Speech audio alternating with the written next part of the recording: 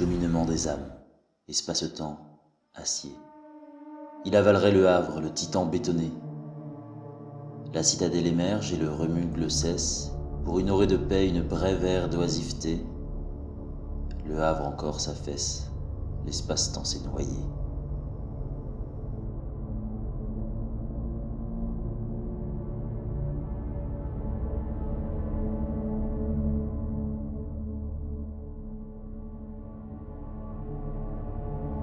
Vous venez d'entendre un poème de Théophane Lavaden, historien et essayiste havrais qui a étudié sa ville natale sous toutes les coutures, mais particulièrement son revers le plus secret, sa cosmogonie.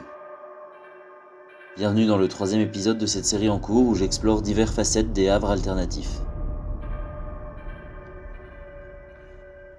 J'évoquais l'existence d'autres nombreuses dimensions autour des 3 présentées dans la première vidéo.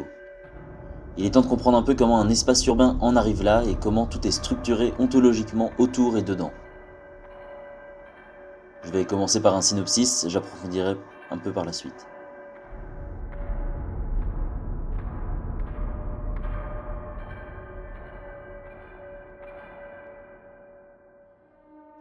À l'aube la plus lointaine des univers, parmi les myriades d'éléments qui naissaient, un grain spécifique s'est formé et d'air géologique en air géologique a fini enterré dans le sol.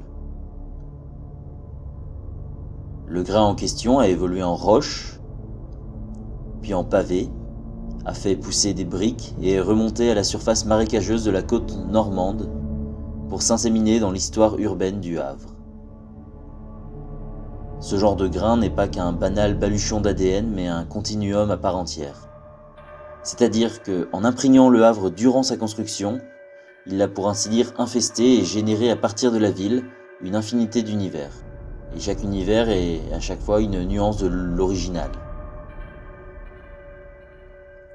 Et de nuance en nuance, on aboutit à 2 extrêmes communément appelés la source des voûtes et l'aqueduc des dénouements. Respectivement, le premier étant une version de la ville très humide, un vide intersidéral aqueux et constellé de voûtes et d'ogives qui partent dans toutes les directions. Et pour la deuxième version, c'est des cieux venteux, ensoleillés et clairs, parcourus de toutes parts par des aqueducs et des grues de chantier immenses tordus, des cours d'eau aériens et d'autres impossibilités architecturales. Toutes ces strates sont indépendantes les unes des autres, à l'exception des 3 présentées la dernière fois. Et toutes ces strates sont interconnectées et donc s'influencent entre elles. On va maintenant voir les questions que pose ce récit abrégé de la cosmogonie de la ville. Oh, et juste avant ça, faut savoir qu'on n'a jamais encore mis les pieds là-bas nous-mêmes. Tout ce qu'on en a vu jusqu'ici, c'est des gravures, des dessins, des récits et des mesures interdimensionnelles qui nous permettent parfois de reconstituer visuellement certains aspects de ces autres dimensions, mais il n'y a pas grand monde qui s'y aventure réellement. Parce qu'il est à la fois difficile et dangereux de changer de strate au Havre. Non seulement ça demande une préparation béton, si j'ose dire, mais aussi une certaine aise face à l'inconnu et à la navigation interdimensionnelle. J'expliquais dans la précédente vidéo les tenants et aboutissants de la magie, entre guillemets, alternatale. Si vous vous souvenez bien, j'évoque à un moment la création de fracas pour passer d'une dimension à une autre, qui sont des portails en somme. Je vais pas revenir en détail sur ça, mais rappelons que le coup est sévère quand on creuse à travers le tissu de la réalité pour faire des raccourcis. Et dans le cas du passage d'une strate à une autre, ce coup est encore plus fort. Se préparer à des voyages comme ça, c'est prendre en compte à la fois les besoins fondamentaux nécessaires pour faire face à n'importe quel danger, mais aussi estimer en avance le repos nécessaire après la création du portail.